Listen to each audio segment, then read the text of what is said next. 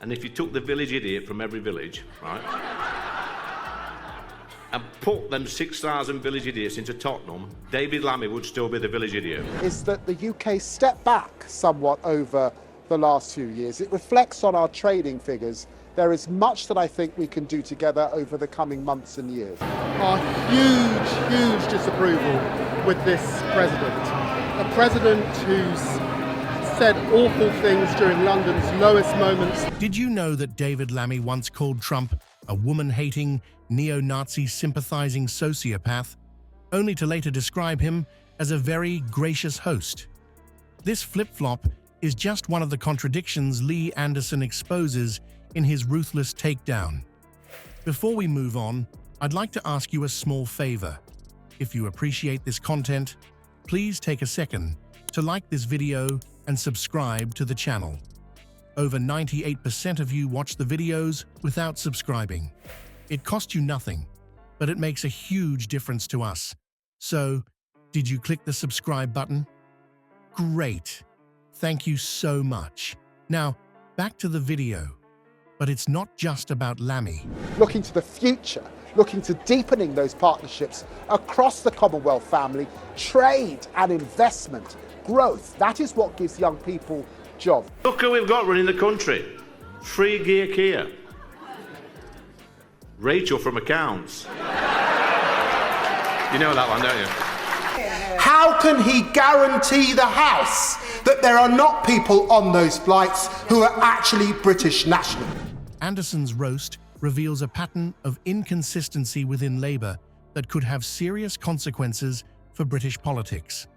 As we break down Anderson's most savage burns, you'll see why this isn't just comedy, it's a stark warning about Labour's reliability and vision for the UK's future.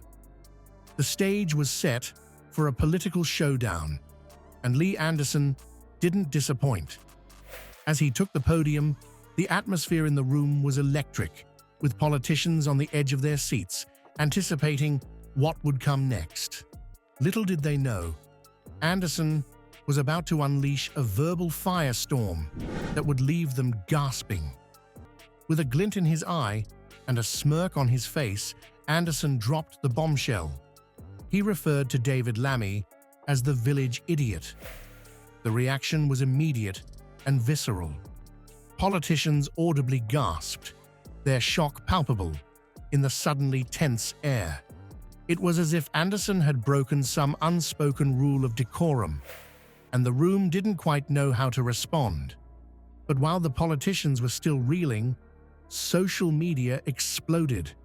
Twitter users furiously typed their reactions, a mix of outrage and amusement flooding timelines. The village idiot comment quickly became a trending topic, sparking heated debates about the state of political discourse. Some praised Anderson for his boldness, while others condemned him for lowering the bar of acceptable behavior in politics. But over the weekend, we saw it put forward amendments designed to wreck the UN's future. We've got that famous no-brainer, Angela Rayner.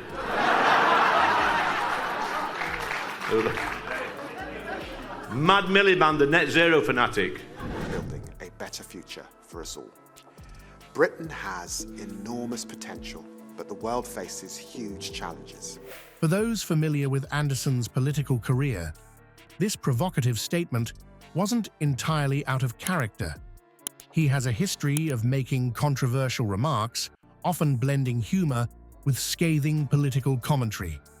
His targets have ranged from Donald Trump to various Labour politicians, always delivered with a sharp tongue and an unapologetic attitude. But the village idiot comment seemed to strike a particularly sensitive nerve. It ignited discussions about the appropriateness of such remarks in political debates. Some commentators argued that it reflected a troubling trend in political rhetoric, while others saw it as a refreshing break from the often sanitized language of politics. As the dust settled from the initial shock, it became clear that Anderson was just warming up. The village idiot remark was merely the opening salvo in what promised to be a full-scale roast of Labour's policies and leadership. Anderson's blend of humour and criticism, honed over years of political sparring, was primed for more scathing critiques. The incident served to highlight the deep divisions in public opinion regarding Anderson's approach. While some saw him as a brave truth-teller, unafraid to call out perceived incompetence, others viewed him as a provocateur, more interested in generating headlines than engaging in substantive debate. When my parents and their generation arrived in this country under the Nationality Act of 1948, they arrived here as British citizens. And let's not forget our very own mastermind, David Lammy. Yeah. We want to see a representative government, an inclusive government. We want to see chemical weapons stockpiles secured and not used. Just when you thought Lee Anderson's verbal assault on Labour couldn't get any more scathing, he turns his attention to David Lammy's Trump troubles. And boy, does it expose the comedy of contradictions at the heart of Labour's foreign policy. Cast your mind back to 2018, when David Lammy penned a fiery article for Time magazine. In it, he didn't mince words about Donald Trump, describing him as a woman-hating, neo-Nazi sympathizing sociopath and a profound threat to the international order. Strong stuff, right? The kind of language that leaves no room for misinterpretation. Now, fast forward to recent events, and you'd be forgiven for thinking you've stumbled into some kind of political twilight zone.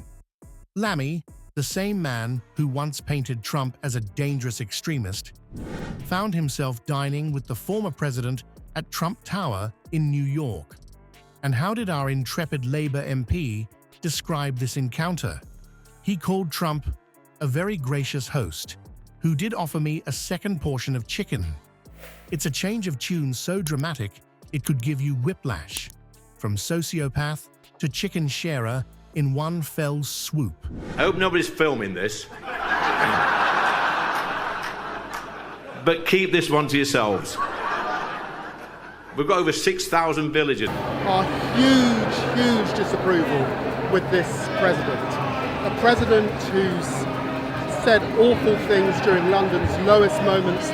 Britain is back, my friends. Britain is back. Conference, unlike the Tories, we understand Britain needs to work with its neighbours to flourish. Anderson, never one to let such a juicy contradiction slide, tore into Lammy's apparent flip-flop with relish. He suggested that this stark reversal in tone reflects a broader issue: Labour's lack of consistency in foreign policy.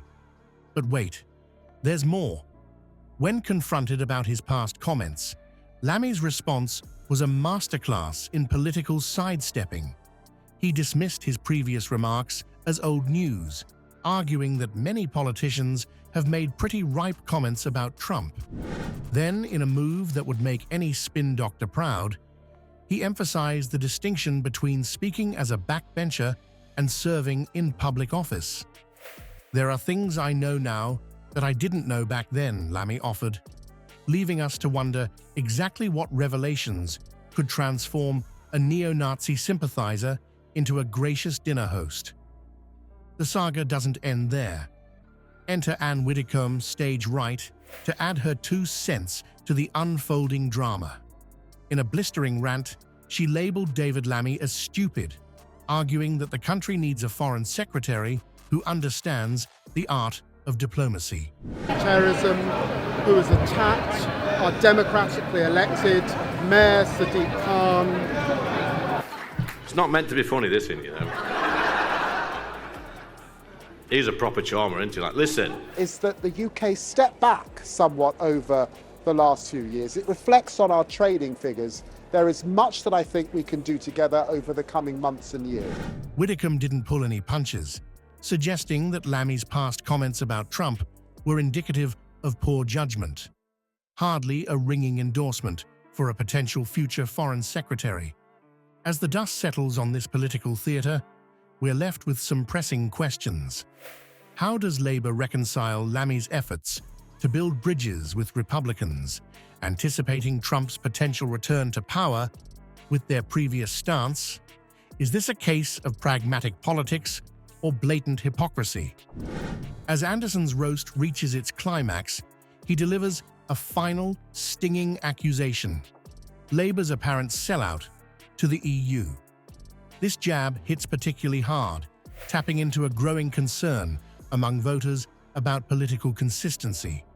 Experts suggest that Labour's perceived flip-flopping on EU alignment could seriously impact their electoral prospects. Voters, it seems, are increasingly hungry for clear and consistent messaging from political parties. Labour's response to Anderson's broadside has been notably muted. While they haven't issued a formal statement addressing the accusations of inconsistency, David Lammy has attempted to walk a fine line. He's reiterated his commitment to improving relations with Europe, while also insisting that Labour has no intention of rejoining the single market or customs union. And if you took the village idiot from every village, right,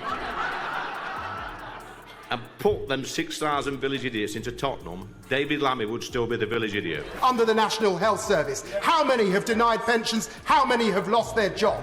This is a day of national shame. Conflicts in Ukraine and the Middle East have dominated my time in office so far. But is this nuanced stance enough to satisfy a public craving for political straight talk?